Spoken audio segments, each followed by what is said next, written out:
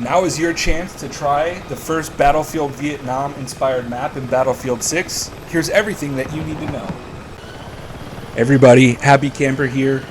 Wanted to give a long-awaited update on my latest map, Landing Zone Hastings. I'm going to be rolling out my first series of playtests starting on March 8th around 5 p.m. Central Time. But before I get into the details of how to play that, just want to remind everyone to check out Lieutenant Dale's Wake Island at code ZQJQU. It's a milsim light game mode where completing objectives earns money. The first team to hit their cash goal wins.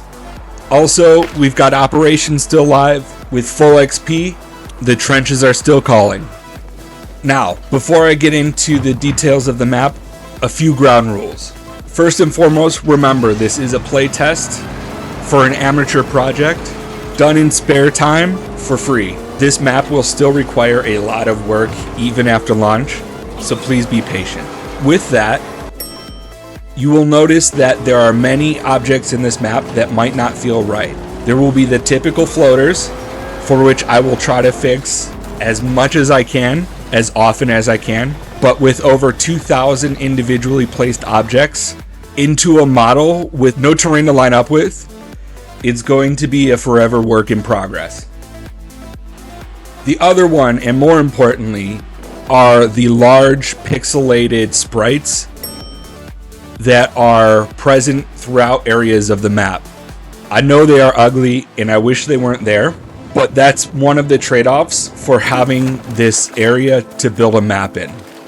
If you were to actually zoom out from the base game map, which is the clubhouse on the Battle Royale, you'll see just how far off map this is built.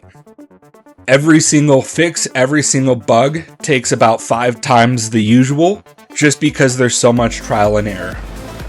Alright, now let's explore the map. Welcome to Landing Zone Hastings. I built this map inspired by the original Battlefield Vietnam and then Battlefield Bad Company 2 Vietnam DLC map, Operation Hastings. It was one of my all-time favorites growing up, and if you don't remember it, it was effectively a large river delta set in a heavy jungle, where 2 teams fought up and down the river for control of the map. My goal was to recreate that feeling of being in a dense jungle while creating a battle space that requires the heavy use of vehicles. The map itself features 6 different capture points that live at the base of a valley between 3 peaks. Teams are going to find themselves having a battle up one of 3 peaks to capture 2 themed capture points, while also dealing with the chaos of the 3 valley points being in close proximity, all at a lower elevation. It's going to be absolute chaos in there. I tried to give each hillside its own theme and feel, with the first one feeling like a military outpost connected to a communications tower at the top of the hill. Next, I imagined a village marketplace that I hope to eventually fill with props and food and tables and stuff. But going up into the mountain, you discover a mysterious plane crash that seems to be guarded by a military force.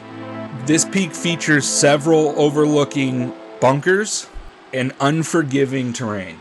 And expected to be the most chaotic is the mountainside with the temples. I've built a series of 3 temple sites, starting from the base all the way up to the top of the mountain, with a large grand temple as the crown jewel of the map. This point will see more action than any other because it's the only one that is a shared distance from each of the HQs and starting spawns of each team.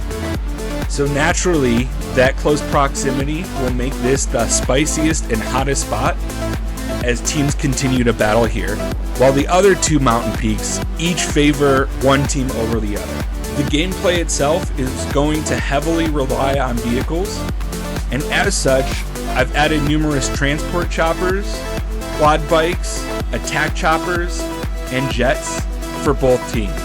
Between operations and Lieutenant Dale's Wake, I've really seen the fun in having just an outrageous number of vehicles in the air overhead It makes it more satisfying. You don't get as picked off and singled out as much, and it really changes the dynamic of the entire experience. Plus, it just sounds cool with all the jets whizzing overhead.